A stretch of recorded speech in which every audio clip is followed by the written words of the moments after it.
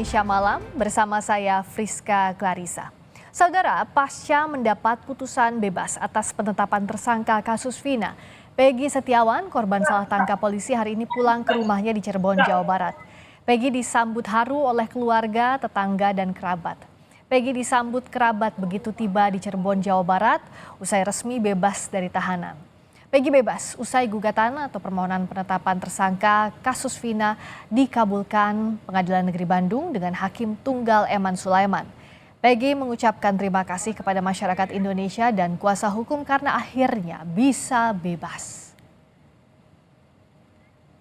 Banyak untuk masyarakat Indonesia, netizen, para keluarga, untuk para tim PH semuanya, dan untuk semua netizen dan masyarakat Indonesia, dan untuk ketua RT RW 02, Bapak Lurah, Bapak Camat, Bapak Kades semuanya, dan masyarakat saudara, masyarakat Cimaja, dan ketua pemuda Cimaja, ketua pemuda saudara, saya minta terima kasih banyak atas doa dan dukungan sekalian, karena berkat doa dan dukungan kalian semua dan pihak keluarga dan semuanya, saya bisa kembali ke sini dan saya bisa kembali melanjutkan hidup. Peggy Setiawan melalui kuasa hukumnya akan melaporkan saksi Aep dan Sudirman. Tony RM, kuasa hukum Peggy menyebut Aep dan Sudirman akan dilaporkan atas dugaan pemberian keterangan palsu kepada penyidik Polda Jawa Barat. Tony RM menyatakan Aep dan Sudirman merupakan orang yang memberikan keterangan kepada polisi bahwa Peggy terlibat dalam pembunuhan Vina dan Eki. Tony menyebut pihaknya bahkan sempat menantang untuk mempertemukan Aep dan Sudirman untuk membuktikan Peggy tidak terlibat. Usai pra-peradilan Peggy dikabulkan, tim kuasa hukum akan melaporkan saksi Aep dan Sudirman. Kesaksian saudara Aep dan saudara Sudirman yang mengaku bahwa Sudirman kenal dengan Peggy dan Peggy datang ke lokasi kejadian waktu itu. Nah, ini kan sudah dibantah tadi sama si Peggy Setiawan bahwa tidak pernah, itu bohong. Apalagi Aep ya, sama melihat di lokasi kejadian. Itu juga dibantah, makanya nantang Aep ketemu Peggy, buktikan kalau Aep itu memang benar-benar melihat. Peggy berani berdebat kan gitu. Nah, karena sudah diputus bahwa Peggy Setiawan ini bukanlah tersangka, ya, tersangkanya dibatalkan, maka ada langkah hukum yang akan kami tempuh untuk pidananya, yaitu melaporkan saudara Aep dan saudara Sudirman. Kapolri Jenderal Listio Sigit Prabowo menanggapi putusan pengabulan gugatan pra-peradilan Peggy Setiawan. Kapolri menyebut polisi menghormati keputusan pengadilan. Jenderal Listio Sigit Prabowo mengklaim pihaknya masih mendalami hasil putusan pengadilan untuk memastikan sah dan tidaknya status Peggy Setiawan sebagai tersangka pembunuhan Vina. Kapolri memastikan menindaklanjuti putusan pengadilan yang mengabulkan permohonan pra-peradilan Peggy Setiawan. Kita harus menghormati putusan pengadilan. Jadi saya kira tadi juga sudah disampaikan oleh Polda Jawa Barat ya, melalui Kabitumasnya. Untuk langkah selanjutnya tentunya akan menunggu hasil lampiran dari keputusan ataupun tembusan dari putusan tersebut. Tentunya itu akan didalami isi dari keputusan tersebut apa, karena ini kan terkait dengan sah tidaknya penetapan sebagai tersangka dan mungkin hal-hal lain. Saya juga belum tahu isinya apa. Yang jelas akan segera ditindaklanjuti. Pasca putusan pra-peradilan Peggy, Kabareskrim Polri periode 2018-2019 Komjen Purnawirawan Arief Sulistianto menyebut seharusnya polisi kembali membuka berkas dan alat bukti serta mengkaji ulang dari awal sehingga tidak terjadi lagi kesalahan penangkapan dan penetapan tersangka. Bukan penyidik yang dulu, adalah orang yang baru lagi. Sebetulnya ketika kita mendapatkan tugas penyidikan sebagai penyidik yang baru melanjutkan penyidikan yang lama, kita buka kembali berkas-berkas yang ada, alat bukti yang ada itu apa saja, mulai dikaji semuanya. Sehingga dari situlah dia memulai lagi untuk melakukan atau pencarian terhadap pelaku yang belum ada. Dengan prosedur yang sangat ketat seperti saya sampaikan tadi. Sehingga tidak akan terjadi kesalahan prosedur. Kesalahan prosedur ini akan bisa berakibat juga kepada kesalahan orang yang ditetapkan. Bayangkan, untuk menetapkan tersangka harus melalui gelar perkara. Gelar perkara itu diuji betul alat buktinya. Lah, apakah ini dari apa yang diputuskan hakim tidak melalui prosedur, terus sehingga tersangka saudara Peggy harus dibebaskan demi hukum. Apakah ini juga mengindikasikan bahwa bukti materialnya yang nanti akan diuji di sidang pengadilan tidak terbukti, tidak cukup sehingga diperintahkan untuk dibebaskan? Usai putusan pra-peradilan yang membebaskan Peggy Setiawan, muncul pertanyaan bagaimana efek Peggy bebas dan langkah hukum terpidana lain. Kita langsung saja berbincang dengan Sugianti, kuasa hukum Peggy Setiawan. Sudah bergabung juga Peggy Setiawan di layar Sapa Indonesia Malam Kompas TV. Juga ada Otto Hasibuan, kuasa hukum terpidana kasus Vina, dan Irjen Purnawirawan Anton Carlian, mantan Kapolda Jawa Barat. Selamat malam. Mas Peggy, Bu Yanti, Mbak Otto, malam, Pak Anton. Selamat malam semuanya. Selamat malam. Saya tentu ke Mas Peggy dulu. Mas Peggy, istirahatnya cukup setelah bebas? Pertama, Assalamualaikum warahmatullahi wabarakatuh. Untuk istirahat sejauh ini masih belum sih, masih kurang. Masih belum istirahat ya. Tapi sudah pulang ke Cirebon kan ya? Bagaimana apa yang ada di pikirannya Mas Peggy saat melihat kembali rumah yang tidak ditemui selama 49 hari ini? Alhamdulillah itu terasa seperti mimpi. Saya sangat bahagia, sangat ya tidak bisa digambarkan kata. Pokoknya saya seperti mimpi aja. Pokoknya sangat luar biasa bangga. Tampaknya Terharu. ya, Mas Peggy tampaknya masih terharu ya. Ya terharu banget. Alhamdulillah. Bagaimana Mas Peggy melihat perjuangan tim kuasa hukum dan juga Mas Peggy sampai ada di titik ini? Sangat luar biasa. Saya sangat mengapresiasi dari pihak PH saya itu sangat berjuang mati-matian. Siang malam mereka berjuang luar biasa. Saya sangat bangga memiliki mereka semua. Bangga sekali. Saya melihat Mas Peggy saat ini terharu. Saya teringat momen pada saat awal konferensi pers. Di saat itu masih teringat wajah Mas Peggy mengatakan bahwa memberikan kode bukan Mas Peggy pelakunya pada saat itu, begitu ya Mas Peggy. Apa yang membuat Peggy saat itu bisa berani? Karena mulai dari spontan dari hati nurani saya bahwa saya memang tidak melakukan kejahatan seperti itu, bahwa saya merasa benar karena saya tidak pernah memiliki dendam kepada siapapun, saya tidak pernah memiliki niatan jahat kepada siapapun. Ya itu prinsip saya. Karena saya juga tidak mau membohongi semua rakyat. Kalau saya diam berarti itu saya membohongi masyarakat seluruh Indonesia dan saya menghancurkan harkat martabat keluarga saya. Dan Mas Peggy yakin betul bahwa Mas Peggy tidak terlibat apapun dalam kasus ini? Sangat yakin, karena itu adalah pengalaman hidup saya ngalami, saya yang tahu semuanya, jadi saya yakin pada diri saya sendiri bahwa saya tidak pernah melakukan itu, tidak pernah terlibat. Mas Peggy tolong diceritakan waktu awal saat bebas itu kan Mas Peggy bercerita waktu awal ditangkap itu sempat ada pemukulan. Tapi juga tadi di petang tadi Mas Peggy bilang bahwa kalau dari tahanan, polisi di tahanan itu semakin lama memberikan perlakuan yang baik. Nah bagaimana perbedaan perlakuan yang dirasakan selama 49 hari ini Mas Peggy? Waktu yang pertama itu ya saya udah melupakan itu karena itu wajar lah biasa. Saya udah mengikhlaskan itu karena ya semacam itu kan mungkin ada kewajaran. Jadi setelah itu kan di Tahti itu terutama saya sangat luar biasa. Sama sekali di dalam di Tahti itu tidak ada pemukulan, tidak ada kekerasan. Mereka menyambut saya dengan baik. Mereka juga mengapa membiarkan saya pulang juga dengan baik. Terus salah perpisahan dengan baik. Alhamdulillah mereka di dalam sana semua baik, perlakuan penjaga itu sangat baik sekali selama pada pawas-pawas dan pada tim-tim lain sangat baik dan rekan-rekan yang ada di dalam itu sangat luar biasa. Selalu memotivasi saya, selalu membuat saya menjadi lebih percaya bahwa pertolongan Allah itu bisa ada. Jadi mohon maaf waktu Mas Peggy cerita bahwa ada sempat dipukul di bagian mata atau sempat dibekap dengan plastik itu akan bersama dengan kuasa hukum akankah itu dilaporkan kembali perbuatan tidak menyenangkan itu atau seperti apa? Pertama, saya sudah mengikhlaskan karena itu adalah pertama awal saya masuk di pihak penyidikan. Jadi saya mengikhlaskan itu karena itu hanya sedikit. Jadi saya udah nggak apa-apa, mungkin itu wajar lah. Jadi saya sama pihak kuasa hukum udah mengikhlaskan nggak apa-apa. Sudah mengikhlaskan itu yang terjadi di awal ya pada saat penangkapan.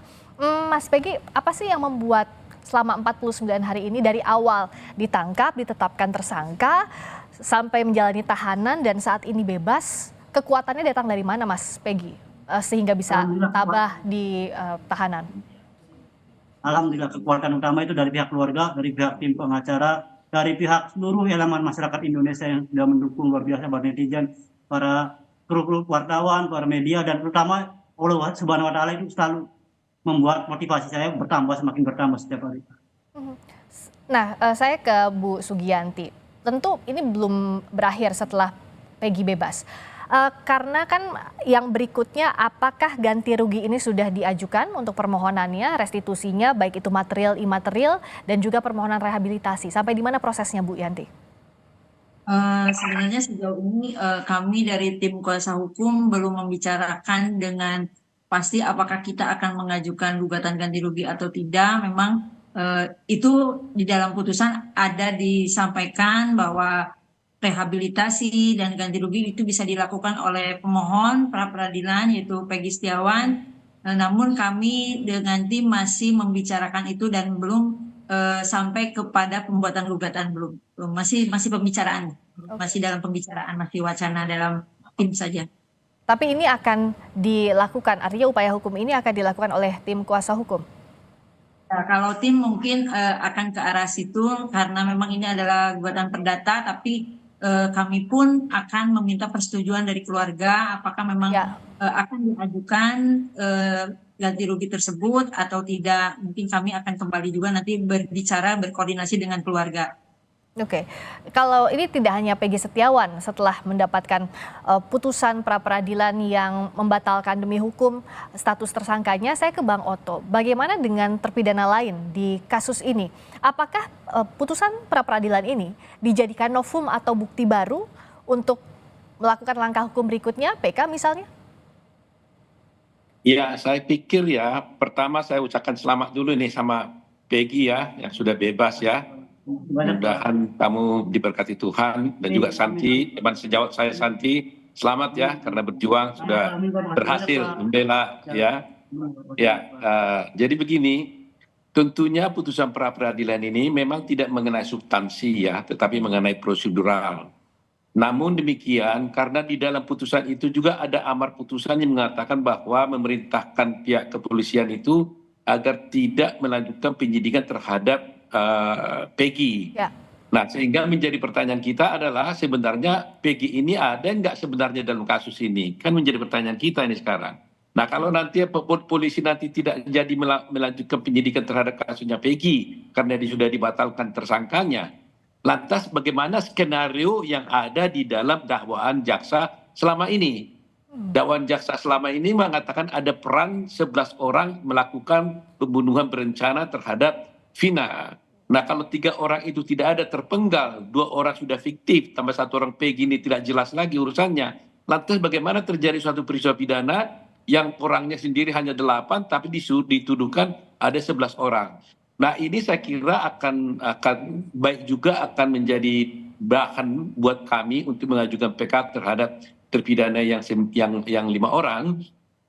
Walaupun sebenarnya dengan bukti-bukti yang ada pun menurut kami sudah cukup telak lah bahwa dengan adanya dua dinyatakan sebagai fiktif, maka ini sudah cukup alasan sebenarnya untuk mengatakan bahwa dakwaan jaksa, putusan hakim yang menyatakan bahwa mereka itu bersalah itu adalah sangat tidak benar gitu loh. Karena tidak mungkin kan. Coba sekarang jadi 3 nih. Saya nggak tahu nasibnya Peggy yang mana ini. Kalau 3 orang ternyata tidak ada orangnya, tidak bisa ditunjukkan oleh hakim, ya ditunjukkan oleh polisi, didakwa 11 orang, ya kan? Hanya 8, semua 11 orang ada peran masing-masing, ada adegan, ada skenario dan sebagainya. Tapi yang bisa tampil hanya 8. Nah, ini saya kira sangat melemahkan daripada putusan itu.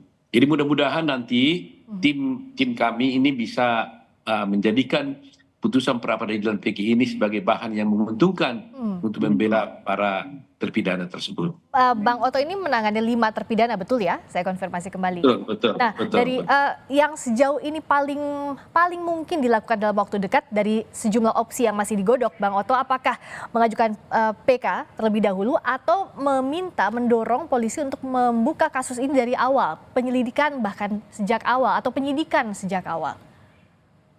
Seperti yang saya katakan beberapa waktu dalam wawancara saya, memang fenomena penegakan hukum kita ini kan sekarang ini sangat luar biasa, kurang berpihak kepada rakyat dan keadilan.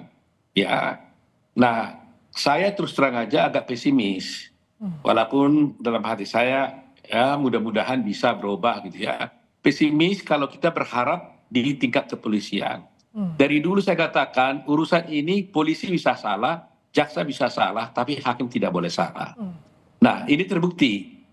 Adapun proses-proses yang dipaksakan oleh kepolisian untuk mempersangkakan Peggy, akhirnya hakim lain memutuskan bahwa itu adalah tidak benar. Oke. Nah kalau kita sekarang berharap kepada polisi, apakah masih bisa? Ya, saya sebagai warga negara Indonesia bisa saja berharap, tapi saya pesimis. Kalau menggantungkan ini kepada itikat baik dan kemauan daripada polisi untuk memperbaiki ini. Oke. Nah, oleh karena itu saya minta kepada Ketua Mahkamah Agung terus untuk bisa mengawal, memberikan kekuatan pada hakim-hakim nanti. Kalau sampai perkara ini berjalan supaya hakimlah yang bisa meluruskan semua persoalan-persoalan ini. Kalau Ya, untuk oke. memberikan menggantungkan kepada polisian, ya saya mudah-mudahan berharap mudah-mudahan bisa, tapi Oke. saya pesimis. Nah, saya ke Pak Anton karena akhirnya ada tanda tanya kepada polisi, apakah mungkin bahwa ini dilakukan investigasi sejak awal lagi, membuka kembali kasus ini dari awal sehingga terang benderang, tidak ada lagi kasus salah tangkap dalam kasus pembunuhan Vina ini, Pak Anton? Baik, ini sangat memungkinkan. Bahkan saya mungkin salah satu yang pertama kali mengusulkan ada audit investigasi. Buka kembali semuanya dengan gelar perkara khusus. Nah, dengan kejadian ini merupakan satu pembelajaran yang sangat berharga, dan saya juga ucapkan selamat juga kepada Kang Peggy, Bu Yanti, Pak Oto Hasibuan yang sudah berjuang luar biasa. Ya, saya sebetulnya sedih dan kecewa karena saya mantan penyidik gitu kan. Mantan penyidik, makanya di sini walaupun saya mantan, saya meminta maaf kepada keluarga. Terima kasih banyak Pak, semoga ya saya titip salam buat keluarga Pak, ya keluarga Pak Anton. Institusi kepolisian.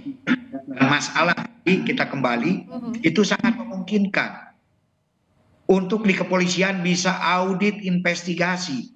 Ya. Di audit investigasi itu di gelar perkara khusus itu akan direkonstruksi ulang, baik siapa tersangkanya, direkonstruksi pasalnya, direkonstruksi alat buktinya, direkonstruksi juga tentang rekonstruksi TKP. Nah, dari sana nanti baru diadakan audit penyidikan itu untuk di tingkat Polri. Tapi untuk di tingkat karena tadi dengan 5 tersangka yang lainnya di tingkat kejaksaan dan juga pengadilan itu ada eksaminasi. Oke. Nah, justru lakukan eksaminasi. Baik. Eksaminasi mungkin Bang Oto juga paham, pasti sangat tahu lah. Ya. Ada internal, ada publik. Tapi kalau sekarang karena sudah menjadi perhatian khusus, bisa dimintakan eksaminasi khusus untuk mengaudit semuanya. Karena apapun juga ya mohon maaf, polisi di dalam ini ada kekeliruan. Tapi salah satu kekeliruannya itu apa? Keterangan saksi yang menyatakan bahwa Peggy Peron itu adalah Peggy Setiawan. Ya, Pak Anton, izin saya bertanya. Karena tadi bisa didorong audit investigasi untuk mengungkap lagi sejak awal, termasuk audit penyidikan. Apakah perlu ayah dari almarhum Eki, Rudiana, ini dihadirkan atau diperiksa lagi? Karena kan bagaimana Pak Anton melihatnya? Pada saat 2016 lalu, Ibtu Rudiana pada saat itu Pak Kata Ibtu di narkoba, di Kasat Narkoba, tapi ikut menangani kasus ini di penyidikan. Apakah ada yang tidak biasa dalam hal ini, Pak Anton?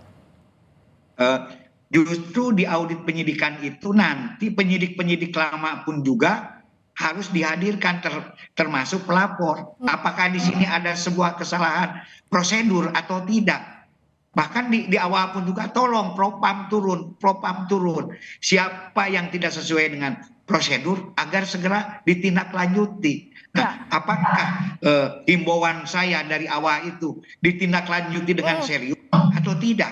Karena ini bahaya. Karena apabila salah tangkap, saya dulu diwanti-wanti, itu adalah pelanggaran HAM serius. Dan apabila ada saksi yang menyatakan misalkan yang bukan tersangka dijadikan tersangka, itu diancam 242 sumpah palsu 9 tahun ancamannya.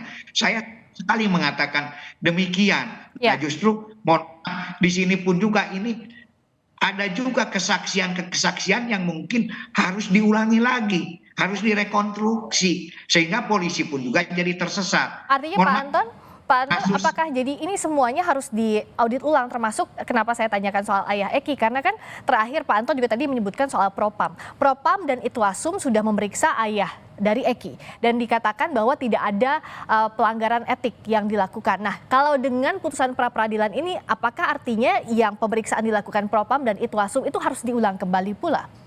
Ya, saya kira harus diulang karena ini adalah keputusan hukum yang final dan kita baru dibuka mata institusi kepolisian ada kekeliruan dalam proses penyidikan ini.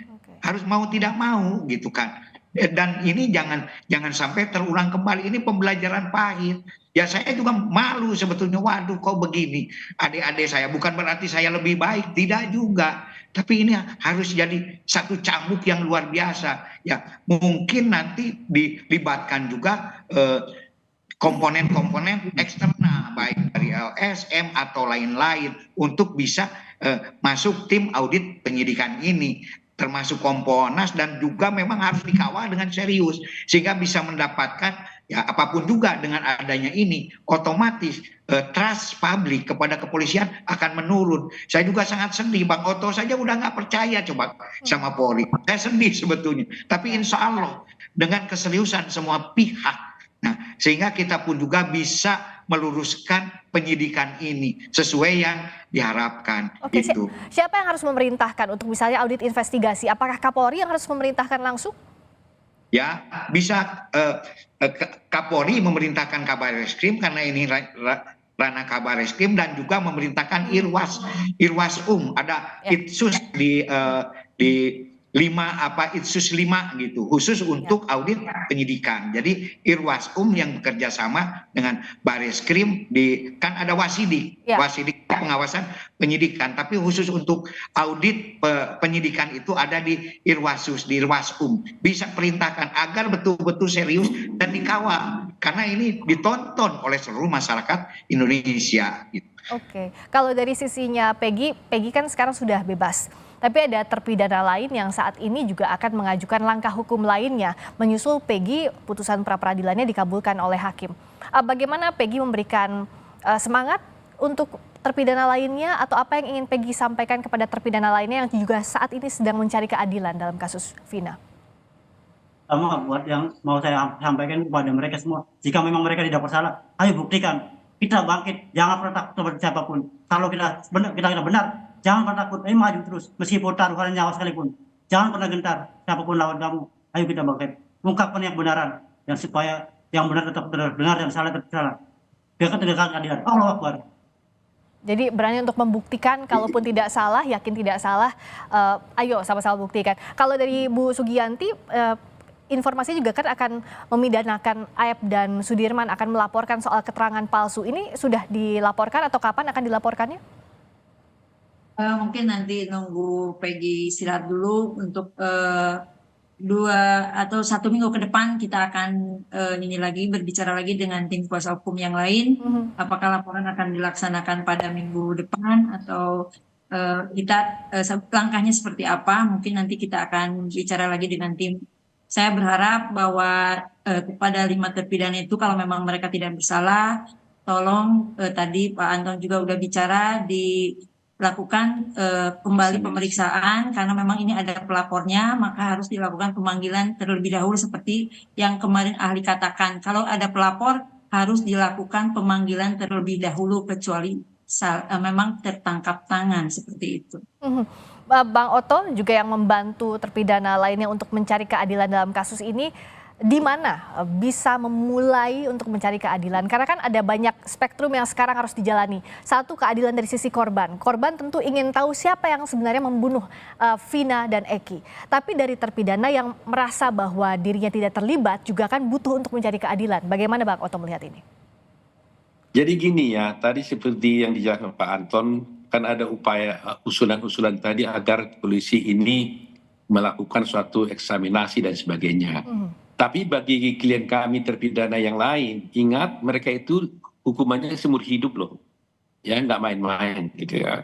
Jadi ada dua fase yang harus kita pikirkan atau dua hal. Pertama, apapun yang dilakukan polisi untuk memperbaiki dirinya tidak mengubah hukuman terhadap terpidana ini. Mau dihukum, mau disaksi apapun, para penyidik ini nggak ada dampaknya kepada terpidana. Terpidana tetap terpidana dan itu dihukum seumur hidup. Ya. Itu akibatnya. Nah, oleh karena itu bagi kami adalah pertama tentunya, walaupun saya katakan pesimis, tapi saya tetap berharap agar polisi nggak usah ditekan-tekan, nggak usah diomongin, berinisiatiflah memperbaiki penyidikan ini dengan baik, ya kan? Nah, itu satu. Kedua, saya berharap nanti apabila kami sudah membuat PK, itulah harapan satu-satunya buat terpidana ini agar bisa dia bebas. Sebab tanpa adanya PK, nggak bisa dia dibebaskan, kecuali umpamanya oleh presiden, ya. Tapi itu pun juga mungkin kalau dengan gerasi kan harus ada pengakuan, ya kan? Itu persoalannya. Jadi harapan kita adalah paralel. Pertama, polisi berbenah diri, memperbaiki semuanya dengan baik, nggak perlu ada malu-malu. Itu semua manusia bisa salah. Advokat yang salah juga ada, hakim yang salah bisa juga ada, polisi yang salah juga ada. Tapi jangan karena kita ingin membela Kors, akhirnya kita tutupi, itu akan lebih buruk buat penegakan hukum kita. Terbuka saja sekarang, buka saja kasusnya apa adanya, masyarakat juga orang-orang baik kok, alasan pemaaf kok kita ini. Kita tidak bermaksud atau tidak ingin orang itu dihukum, tidak. Tidak perlu penyidik ini dipenjarain, nggak perlu. Yang penting hukumnya diperbaiki, ya kan? Itu yang paling utama gitu loh. Nah yang kedua, nanti Mahkamah Agung sebagai benteng terakhir, ya Mahkamah Benteng terakhir, diharapkan apabila kami mengajukan PK, tolonglah diperhatikan semua fakta-fakta hukum ini. Kasihan mereka kalau sampai dia tidak berbuat, dihukum seumur hidup, itu bagaimana? Ingat bagaimana itu kalau keluarga kita. Ya, kita tentu ingat ada gium bahwa lebih baik melepaskan 1000 orang bersalah daripada menahan 1 orang tidak bersalah. Betul, Friska, betul. Itu harus dipegang teguh, termasuk juga irah-irah bagaimana menegakkan keadilan berdasarkan ketuhanan yang Maha Esa. Ini tanggung jawabnya berat, sehingga kita berharap penegak hukum bisa betul-betul menegakkan kasus ini atau mencari konstruksi kasus ini adil-adilnya, tidak merugikan pihak manapun. Untuk Peggy, semoga dapat istirahat yang cukup. Setelah ini, selamat beristirahat kembali di rumah, berkumpul dengan ibu tercinta, dengan keluarga.